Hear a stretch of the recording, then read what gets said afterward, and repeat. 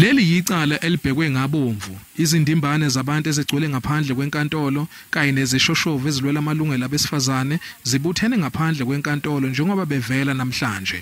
We are here as the ANC, together with myself, is the regional secretary of the Women's League in the region and other members of the Women's League. We are basically here to give support to the victims of an incident that we all know about that has happened in our region. We are Westland, a mining region. These incidents are not isolated. You speak about Mirafong, Randfontein and Krugersdorp. This is our daily bread. Kube nesicelo sokusukunyelwa kwalobugebengu.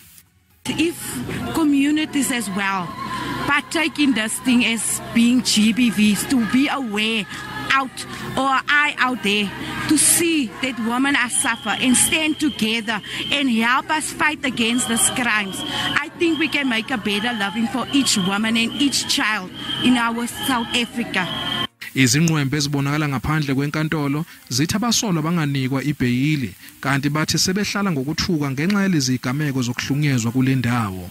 Ngokusho kwamaphoyisa, abahlaseli babehlome ngezibhamu badlwengula ngokuhlanganyela abesifazane babaphanga nempahla yabo. Abasolwa abangamashumi ayisishiyagalombili nantathu baboshwe kulandela lesisehlo. Iningi labo lisolwa ngokumba ngokungemthetho igolide, ukuba neziqhumane, impahla yokwebiwa, izibhamu ezingekho emthethweni nezinhlamvu zazo, nokwephula umthetho wokungena nokuphuma kulelizwe. Amaphoyisa athi abanye babasolwa kungenzeka banindeke ekudlwengulweni kwabesifazane abayisishiyagalombili.